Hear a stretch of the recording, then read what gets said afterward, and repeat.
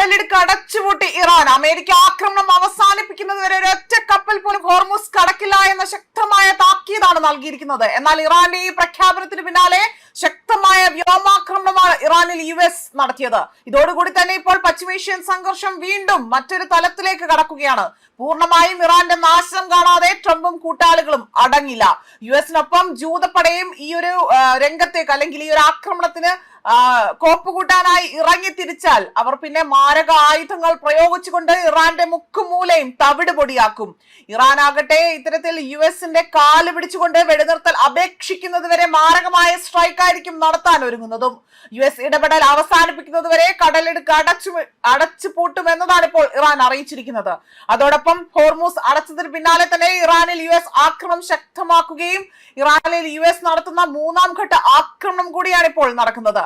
മാത്രമല്ല, യുദ്ധം ആരംഭിച്ചതിന് ശേഷമുള്ള ഏറ്റവും തീവ്രമായ വ്യോമാക്രമണമാണ് US നടത്തുന്നത് എന്നതാണ് ഇവിടെ വാർത്തകളിൽ നിറയുന്നത്. ഇറാനിൽ എവിടെയാണ് ആക്രമണം നടത്തിയതെന്ന കാര്യം US സൈന്യം ഇതുവരെയും വ്യക്തമാക്കിയിട്ടില്ല.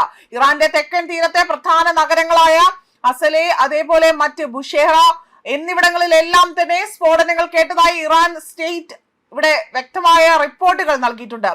അനുവാദമില്ലാത്ത വഴിയിൽ കൂടി ഹോർമുസ് കടക്കാൻ ശ്രമിച്ചാൽ അല്ലെങ്കിൽ കപ്പലിനെ IRGC ആക്രമിക്കുമെന്ന വ്യക്തമായ താക്കീതും നൽകുന്നുണ്ട്. ഇതിന് പിന്നാലെയാണ് ഇപ്പോൾ ഹോർമുസ് കടലിടുക്ക് അടച്ചതായി തന്നെ പ്രഖ്യാപനം വന്നിരിക്കുന്നത്. തിരിച്ചടിച്ചാൽ കടുത്ത ആഘാതം ഉണ്ടാകുമെന്നും ഇറാൻ US-ന് മുന്നറിയിപ്പ് നൽകുന്നതും ഇവിടെ വ്യക്തമാക്കുന്നുണ്ട്. ആശയവിനിമയ സംവിധാനങ്ങൾ വിച്ഛേദിച്ചുകൊണ്ട് തന്നെ സമുദ്ര സുരക്ഷയെ അപകടത്തിലാക്കിക്കൊണ്ട് ഇവിടെ നീങ്ങിയ കപ്പലുകളാകട്ടെ ആക്രമിക്കുകയും തടയുകയും ചെയ്തതായി തന്നെയാണ് IRGC ഇപ്പോൾ ഇവിടെ പ്രസ്താവനയിലൂടെ അറിയിച്ചിരിക്കുന്നത്. എന്നാൽ എന്താണ് കപ്പൽ അല്ലെങ്കിൽ ഏത് കപ്പലാണ് ഇത് സംബന്ധിച്ച് യാതൊരുവിധ വിധത്തിലുള്ള വിവരങ്ങളും പുറത്തുവിട്ടിട്ടില്ല. കപ്പൽ മുന്നറിയിപ്പുകൾ അവഗണിച്ചും ഇത്തരത്തിൽ പ്രസ്താവനകൾ പുറത്തുവരികയും ഇറാനെതിരായ ആക്രമണങ്ങൾക്ക് കടുത്ത പ്രത്യാഘാതം നേരിടേണ്ടി വരുമെന്നതാണ് ഇപ്പോൾ അറിയിച്ചിരിക്കുന്നത്.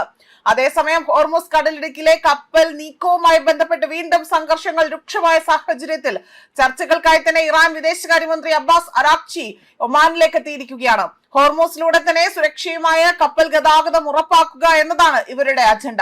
ഈ ചർച്ച തുടരവെയാണ് ഇപ്പോൾ ഹോർമുസ് തുടർച്ചയായി തന്നെ വലിയ രീതിയിലുള്ള ഇത്തരത്തിൽ ഹോർമുസ് കടലിടുക്ക് അടച്ചു പൂട്ടിയതായുള്ള പ്രഖ്യാപനം വന്നിരിക്കുന്നത്.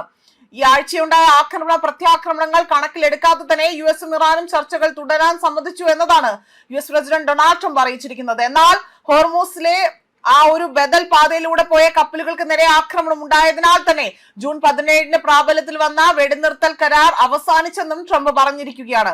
ഇതിനിടെ തന്നെ US vice president JD Vance, വിദേശകാര്യമന്ത്രി മാർക്കോ റുബിയോ, ട്രംപിന്റെ പ്രതിനിധികളായ സ്റ്റീവ് വിറ്റ്കോഫ്, ജെറേഡ് കുഷ്നർ എന്നിവരാകട്ടെ ഒമാനിൽ അരാക്ചിയുടെ സംഘവുമായുള്ള ചർച്ചയ്ക്ക് നേതൃത്വം നൽകുന്നു എന്നതാണ് ഇവിടെ റിപ്പോർട്ടുകൾ സൂചിപ്പിച്ചിരിക്കുന്നത്.